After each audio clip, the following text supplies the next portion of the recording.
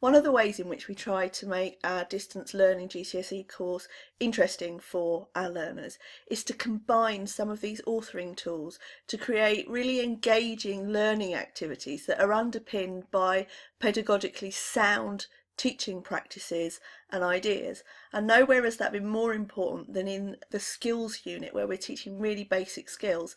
Now, if a diagnostic test shows up that a learner is weaker than they ought to be, we ask them to complete these 2 units in our Skills for Success section.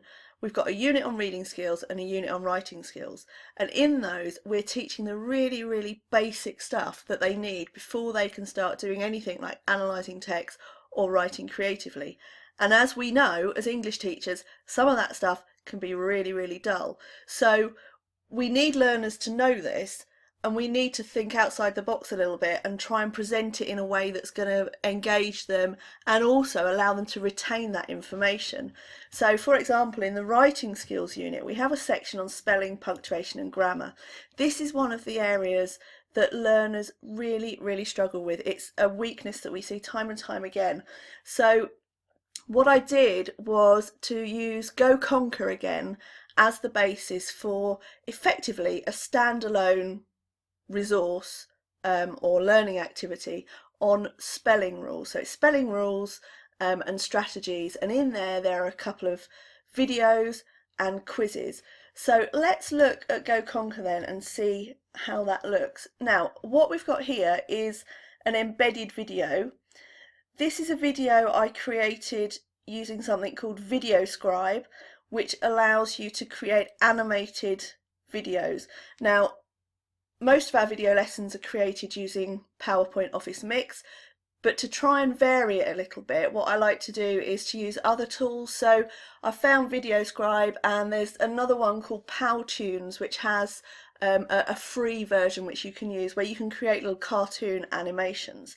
So what we have in here are two really short animated videos. I think this one is about 6 minutes long, this one is about 3 or 4 minutes long, and then I've incorporated the quizzes like the one that we looked at previously, and then a couple of other Go Conquer resources.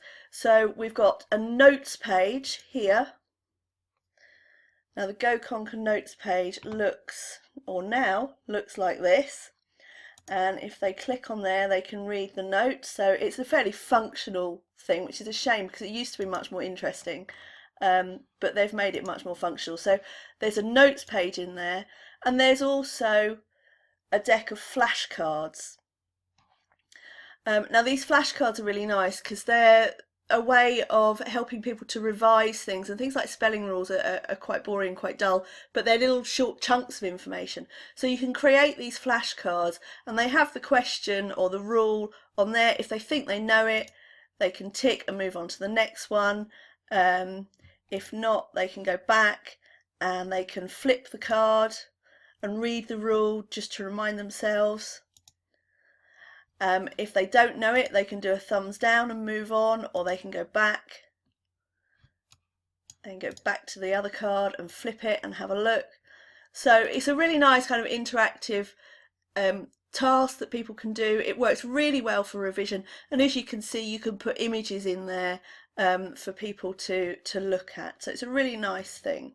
Now, in terms of getting these videos in here, when people go to play it, they can make it full screen size, so they are able to see it full screen when they're actually watching it and doing the activity, so their focus is on the activity. So combining some of these authoring tools can be a really powerful way of getting the information across. It can spice up otherwise really dull parts of the English curriculum or basic skills, and also because it's addressing different learning styles, so visual, auditory and kinesthetic, people are going to be able to retain that information, and it's going to become embedded in their long-term memory rather than just floating around in their short-term memory and easily forgotten.